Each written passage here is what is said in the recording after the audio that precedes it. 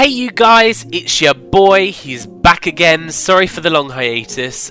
Work's been literally wild and I've been taking more outside opportunities that are kind of relating to my degrees. We've got some things in the works. I've been busy.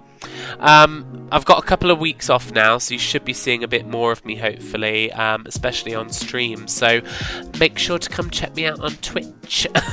Anyway, today we're looking at a game called Vivaland. Now, if you haven't heard about Vivaland, where have you been? Vivaland is one of the many new life simulation franchises hitting the scene to compete against the likes of The Sims, who, let's be honest, for the last 25 years have had a bit of a monopoly on the life sim genre. If you're into mods, you might have heard of S4MP or the Sims 4 multiplayer mod, which is essentially a mod that allows you to play The Sims in co-op. I'm literally obsessed with S4MP, and I only recently found out that the same people that work on that mod are involved in developing this game. I just want to give a big shout out to Dubsty or Dusty, however you prefer to go by. I struggle with pronouncing the name. But basically, Dubsty posted the announcement for the current demo that's gone live, and this legend is in the S4MP's Discord server day after day helping people with the mod. So be sure to go there and show them some love, because I think they always work on sort of the customer side of things, right? So people that need help or support, they kind of manage that side of what they do over at S4MP. Anyway, I got the game and I have some notes. Remember to bear in mind that everything negative said here is supposed to be constructive, okay? So any critiques are coming from a place of allowing the devs to develop on what they've put out here so far to make it better for the game. This game isn't finished and it's being made by a smaller team when you compare it to the likes of The Sims, for example. If you want to find out more about High Five Interactive or the game itself, you can find everything you need by visiting vivalandgame.com. Also, before I begin, you're going to see my initial experience followed by screenshots from what I managed to do with my friend Tiana, who tested the multiplayer out for me. Unfortunately, my computer decided to not record my longer build, and I was absolutely devoed after spending hours and hours trying to show off the mechanics and push them to their limits. So, actually, let's talk about the mechanics. Vivaland is built from the ground up with multiplayer in mind, so when you launch into the game you'll notice that you're in a somewhat familiar map to the likes of The Sims 4. However, I do like the fact it's still 3D and you could see the cars and traffic moving. It's so pretty and it's a really good nod to The Sims 2. The graphics are on point, the animations are cute. Where I'm less on board with this section of the game is when the multiplayer fact hits me and I realise I can only build on one lot per save, as the rest needs to be reserved for other players. I get it, but it feels a little limiting to some degree. When my friend loaded into another lot, I was then able to visit, and in the demo build specifically, I automatically seem to have build privileges. I'm assuming this might not always be the case, and it could also have just sort of been because it was my save file that I started. Once you're loaded into the lot, the first thing you'll notice is the stunning visuals. The graphics are impressive and certainly rival other life sim games currently in the works, except for Inzoi. I don't think anyone's beating Inzoi when it comes to graphics. Come on. What I will say when it comes to the graphics is that this seems to be not very optimised for those on lower end PCs currently. I was lucky enough to run the game on Ultra with no issues, but I'm fairly certain a few other creators struggled to run Vivaland on low settings alone, and this makes me a little concerned for the game's popularity because, let's be honest, the main sort of demographic and audience for a game like this tends to kind of play on laptops or lower end devices. I don't think this means devs have to cater to that specifically.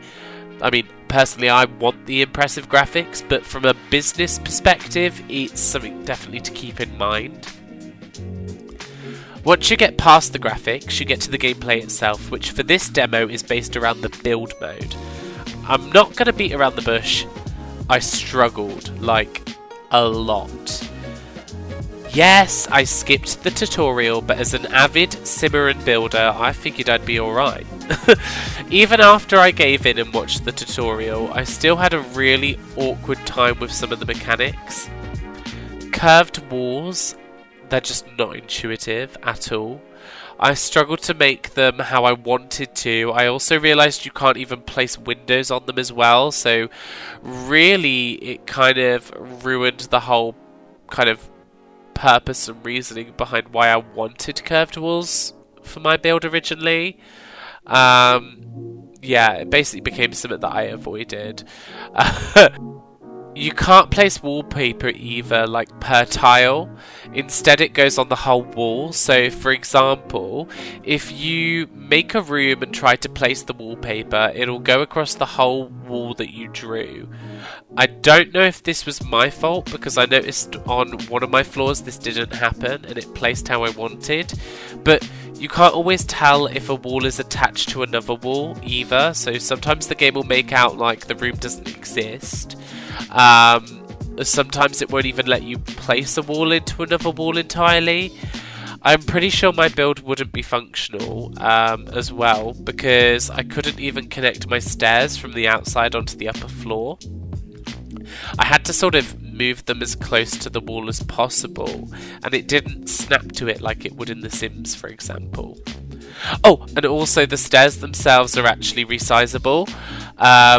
Like, you can reshape them to the point where they practically look like a ladder. I'm curious though how that's going to work. Are these going to kind of make your people teleport between floors, or are the team using some kind of procedural animations to make this work? Because the step distance alters when you change the distance that the stairs take up, if that makes sense.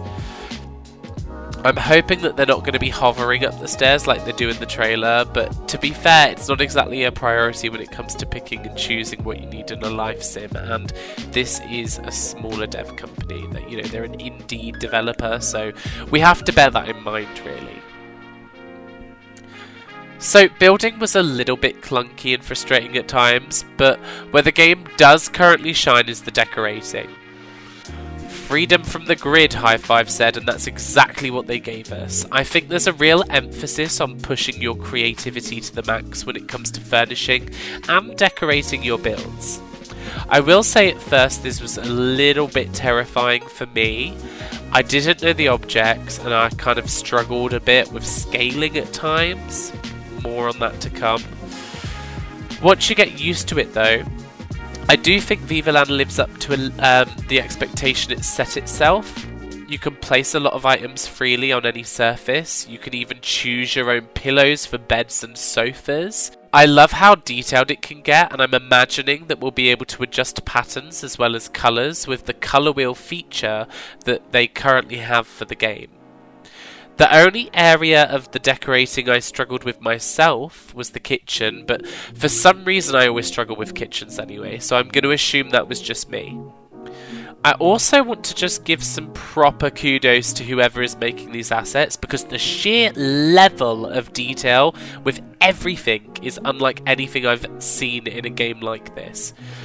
I mean, just look at the inside of these cars. Yes, I said cars.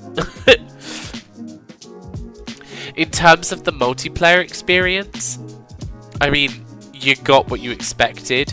You could both build on the same lot or separate to one another and visit each other's lots to have a look at what people were up to.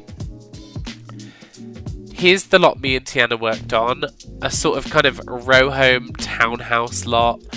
It ended up better than we expected, because while we were building it, we did run into a few issues and bugs, but this was to be expected, and I want to kind of take that moment to emphasise the fact that this is a demo and the game doesn't have a release date yet. The only thing that we actually do know is that the early access is due to come out in the third quarter of 2024, so it will be interesting to see how much progress will have been made by then, and also to see more of the actual gameplay by then, in terms of sort of the life sim experience itself, when you're controlling your characters and whatnot.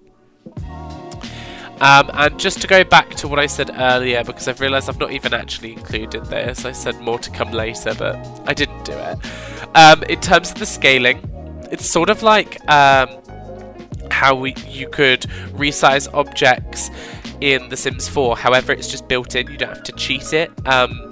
You don't have to press a button. You just kind of click and drag. So after you've right-clicked the object, you can resize objects that specifically aren't sort of playable objects, which got me somewhat concerned because I'm pretty sure it let me resize the toilets, or one of the toilets, and I'm just thinking to myself, so do they not use the toilet? Is there just certain mechanics that, like, am I going into this expecting the same sort of motives and needs as like The Sims, or is there a reason they've been able to make that work? I'm not really sure, but it'll be interesting to see more as that's kind of released.